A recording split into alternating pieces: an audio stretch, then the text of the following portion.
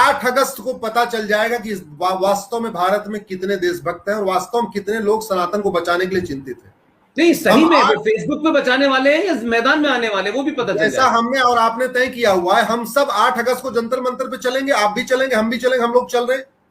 हम लोग अंग्रेजी कानून चलाएंगे, हम इस देश में घुसपैठ नियंत्रण कानून की मांग करेंगे कठोर, हम धर्मांतरण नियंत्रण कानून की मांग करेंगे कठोर, हम जनसंख्या नियंत्रण कानून की भी मांग करेंगे, हम समान नागरिक संहिता की मांग करेंगे, हम एक देश एक अपराध संहिता की मांग करेंगे, एक देश एक नागरिक संहिता की मांग करेंगे। इस देश में 2 चीज बहुत जरूरी है, 1 nation 1 civil code, 1 nation 1 penal code. और जैसा मैंने आपको बताया कि घुसपैठ पे अलग से कानून नहीं चाहिए, धर्मांतरण पे अलग से कानून नहीं चाहिए, जनसंख्या पे अलग से नहीं। आप जनसंख्या को इंडियन सिविल कोड में डाल दीजिए, घुसपैठ को इंडियन पिनल कोड में डाल दीजिए, धर्मांतरण को इंडियन पिनल कोड में डाल दीजिए। तो आप केवल 2 कानून बनाइए, एक इंडियन पिनल कोड, एक इंडियन सिविल कोड, और उसी में चैप्टर वाइज चीजों को डालते जाइए। इसी विषय के लिए हम लोग चल रहे हैं। और 8 अगस्त को इस समय जितने लोग जुड़े हैं, मैं आपसे विनम्रता से कह रहा हूं, हम लोग जा रहे हैं, पुष्पेंद्र जी जा रहे हैं, पवन सिन्हा जी जा रहे हैं, जनरल बख्शी साहब जा रहे हैं, कपिल मिश्रा जी जा रहे हैं, हम सब लोग 8 अगस्त को जा रहे हैं। लेकिन एक चीज याद रखिएगा,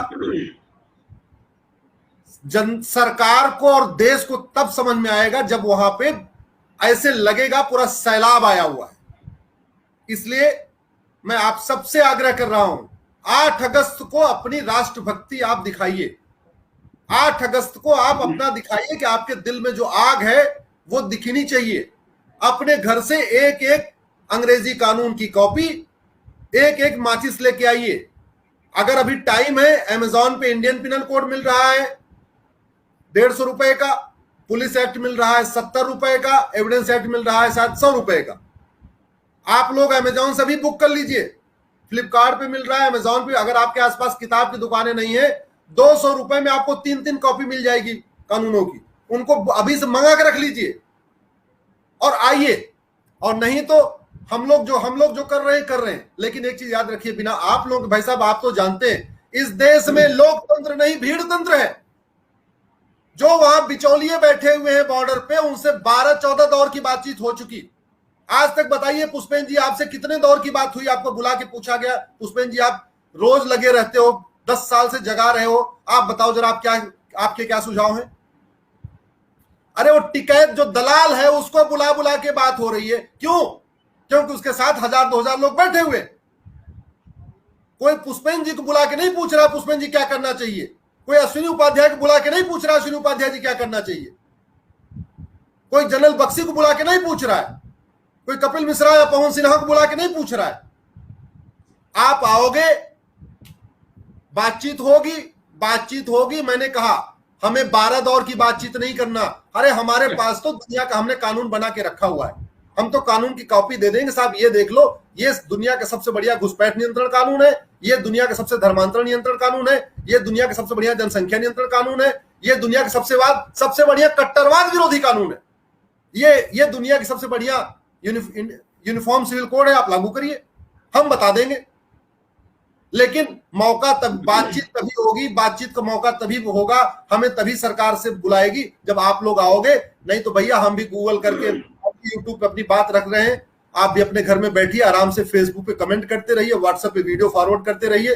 आप भी यही करिए। हम जो कर रहे हैं हम कर रहे हैं, क्या कर रहे हैं? हमारे पास जो क्षमता है हम तो कर ही रहे, पुष्पेंद्र जी के पास जो क्षमता पुष्पेंद्र जी कर ही रहे। लेकिन अगर आप लोग सड़क पे नहीं आए तो मुझे लगता है फिर पुष्पेंद्र जी का जो इतना प्रयास है, जो लगे हुए हैं बिना डर, बिना भय, बिना किसी उसके, उनका प्रयास मुझे लगता है सार्थक नहीं होगा अगर आप लोग नहीं आए तो। अश्विनी जी ने जो बात कही है उसमें सिर्फ एक ही बात जोड़ दूं मैं, कि हम तमाम सारे लोग ये मानते हैं कि भारत में, जैसे आपने बताया कि पहले हम 47 में 90% थे, अब हम 78% रह गए।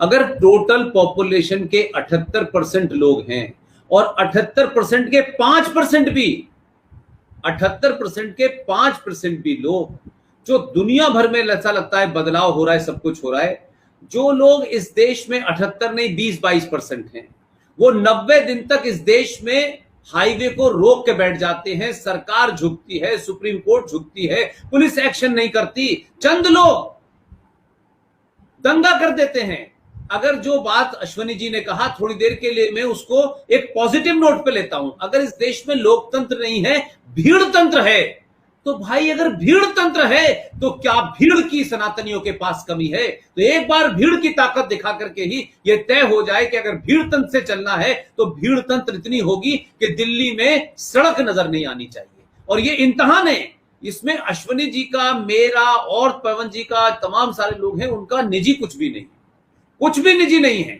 हम फिर आएंगे, फिर बोलेंगे, फिर करेंगे, क्योंकि हम ये सोच के नहीं बैठेंगे कि जंतर मंतर पे 10 लोग आए थे। हां, जब आएंगे लौट के तो हम नहीं बात करेंगे, सत्ता के गलियारों में आपकी गिनती के ऊपर चिंता होने लगेगी, सत्ताएं सोने से उठने लगेंगी, इस देश की पुलिस को लगने लगेगा, और जो शाहीन बाग पे बैठे हैं उनको समझ में आ जाएगा कि दोबारा शाहीन बाग पे मत बैठना। एक बार अगर ये बैठ गए तो फिर दिल्ली में घुसने की जगह नहीं मिलेगी। लिहाजा 8 अगस्त को जो अपील है, ये कोई राजनीतिक अपील नहीं है, ये एमपी एमएलए बनने के लिए, चेयरमैन बनने के लिए, सरकार को ताकत दिखाने के लिए टिकट की भीड़ नहीं इकट्ठी होना चाहती। मैं फिर कह रहा हूं, ये शब्द अपने आप में थोड़ा निगेटिव लगता है, भीड़ तंत्र, लेकिन भीड़ तंत्र से ही अगर दुनिया तय होनी है तो क्या भीड़ तंत्र हमारे पास कम है? हम भीड़ का हिस्सा बनने के लिए तैयार हैं। कोई ये नहीं कह रहा है कि पीएचडी की डिग्री वाले ही वहां पहुंचेंगे, डॉक्टर वहां पहुंचेंगे और इंजीनियर वहां पहुंचेंगे। जिसको भी इस बात का 1% दर्द है कि भारत का भविष्य जिस तरफ जा रहा है वो नहीं जाना चाहिए, और ये कानून और वो कानून, भाई कानून की मांग करते रहिए, लेकिन आपका अपना जो दायित्व था वो तो निभाइए कम से कम। सिर्फ इस बात के लिए बाहर आएंगे कि 26 जनवरी हो गई, हम 26 जनवरी देखने आ गए, 15 अगस्त देखने आ गए, ये सालों से चल रहा था, सालों तक चलता रहेगा। इस देश में लड़ाई हर चीज के लिए सड़कों पे करनी पड़ती है। नेता वोट भी मांगते हैं तो फेसबुक से नहीं मांगते हैं, वो भी जा जाके लाते हैं, भीड़ इकट्ठी होती है और वही भीड़ जिताने और हराने का काम करती है। इसलिए अगर ये भीड़, सत्ताएं भीड़ से डरती हैं, सत्ताएं भीड़ से आने से नींद उनकी खुलती है, तो अपने भी लोग अगर सो गए हैं, अगर इस सरकार को आप ये कहते हैं भाई ये राष्ट्रवादी सरकार है, ये अपनी तो अपनी सरकार को जगाने ही तो जा रहे हैं, हटाने तो नहीं जा रहे। मैं तो अपनी बातों में कई बार बोला है, आप डराइए, धमकाइए, गिराइए मत। आपने अश्वनी भाई सारी बातें रखी, अपनी बात भी रखी और 8 अगस्त के लिए एक अपील भी की, और लगातार आपका अपील कर रहे हैं। आपने फेसबुक पे किया है और आपके जितने 4-5 पेज हैं उस पे भी किया है। मैं भी जहां जहां बोल रहा हूं और लोगों को कि भाई 8 अगस्त जो है वो हम सब का इंटरेस्ट है, उस पर अश्वनी जी ने इनिशिएटिव लिया है, डेट उन्होंने तय की है। हम सबको बिना अगर मगर क्या है, कौन है, किसने किया है, कितना इशू है, हमको ये मानना है कि वहां 5 करोड़ लोगों की संख्या नजर आए।